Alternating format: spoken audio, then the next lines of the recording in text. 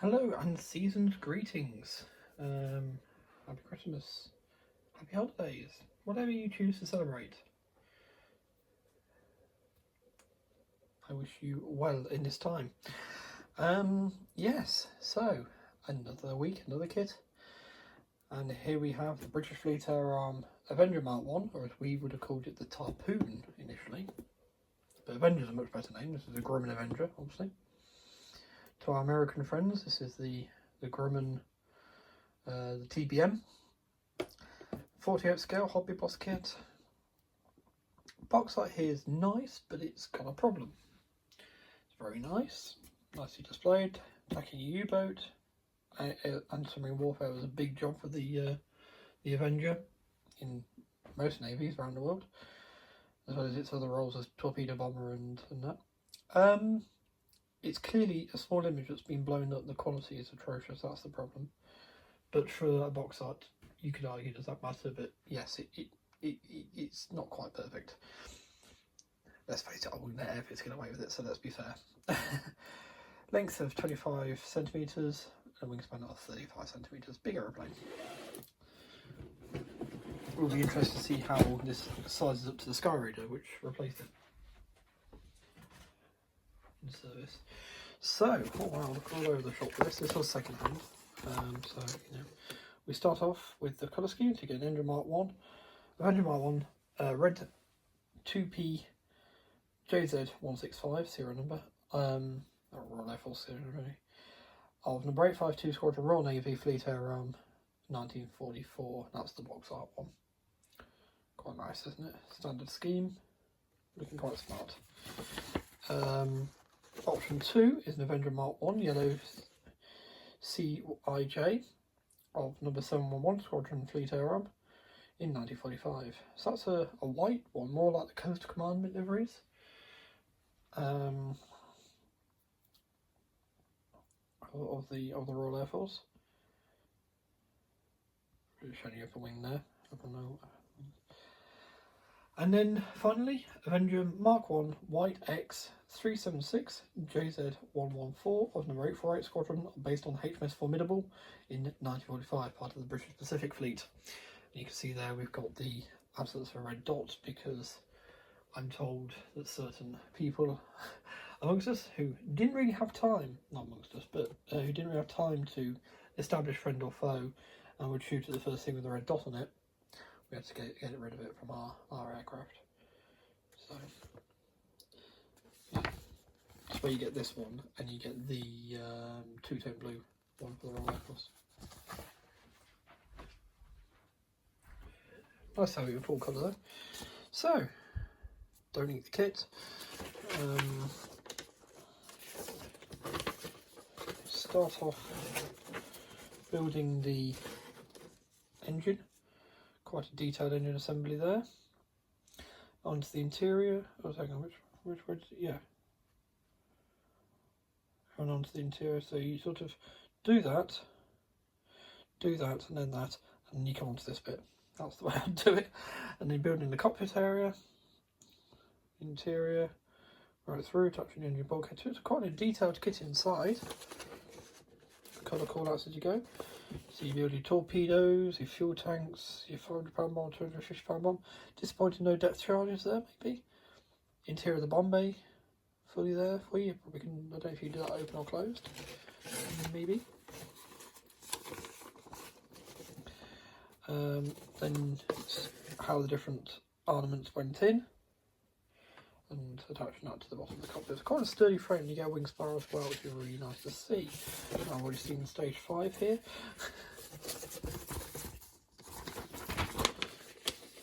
Stage 5, building the turret, the tail wheel, even bigger wing spar going in. Really good to see. That's strength tail hook. Field green, that's interesting. Interior green would be the colour I'd say. That's interior green and field green. Interesting. Research needed there. What do they mean by that? So 7 is bringing the rear. You got the entrance door. You can do that open if you wanted to, I suppose. Bit of difference. If you want the bomb bay open, it shows you where to split it. or you can have it closed and just remove these. In which case, you don't bother putting on the interior bits in. Wing stubs, left and right wing, cowling going on. You got different styles of cowling there. But there's undercarriage going on. External fuel tanks if you want them. Tailplane going on. At that point, you got pretty cool because it looked like the Avengers at the actual Growing Factory did. At one point, canopies going on, different options to close and open. So folding wing. I don't think I actually do them folded or not.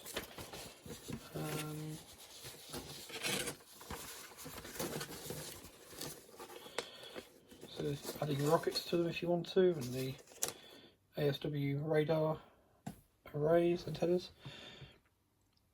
So here we are, yes, so you can do it all connected up and on, or you can fold them back. Save space. Big aeroplane, might want to save space, you never know. When I come to build it, I will lay it out with the wings attached somehow, and we'll put it next to the sky radar so we can see them both with their full wingspan shown. I don't think there's going to be an awful lot in it. And that completes your build. Because the last bit we get is a part sprue, using our transfer and clear parts. Okay. Transfer sheet, rather large sheet there from Hobbyos. I've never used their transfers before, but they look fairly decent to me. All sealed up in their own baggie. Talking of which, we also have the wall turret. Sort of wall turret, I've got the turret in its own little bag separately. And here is the canopy. So if your option are open ones and stuff. Fuselage half. Obviously you need to add that to the length of it. I could grab the sky radar, but it's right way over there.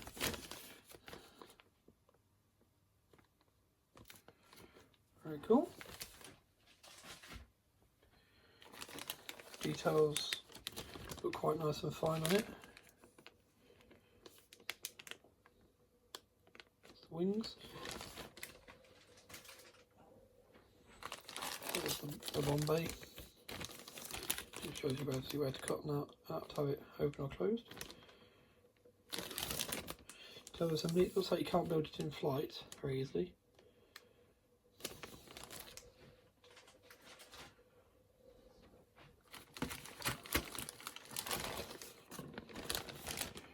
I'm sure this yellow stuff is, but the rest of it seems to be alright.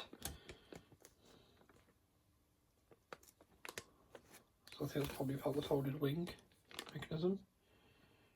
There's your engine pieces. Getting quite detailed on the old engine there. Do quite a good maintenance scene with this if you want to do your wing stubs, tailplane.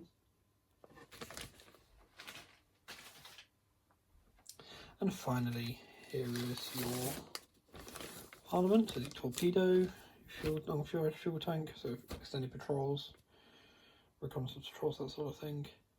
The eyes and ears of the fleet. And here are the bombs and rockets and external fuel tanks, it's just a double sprue. There's your radar, very finely done radar equipment. All there.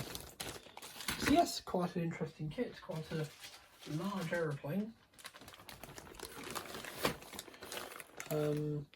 But great to see the option to be able to do the wings folded up.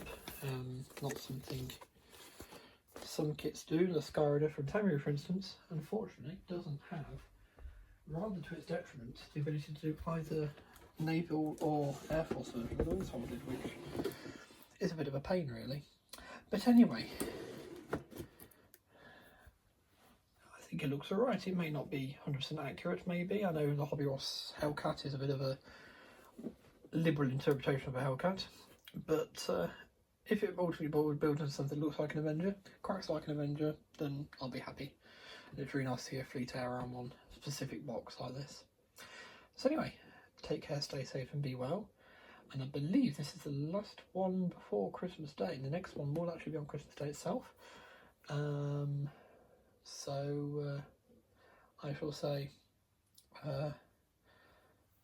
make sure you get to sleep alright on Christmas Eve, and I'll see you on Christmas Day, because I'm just going to schedule it at the same time as normal. Alright, take care, stay safe and be well. Bye.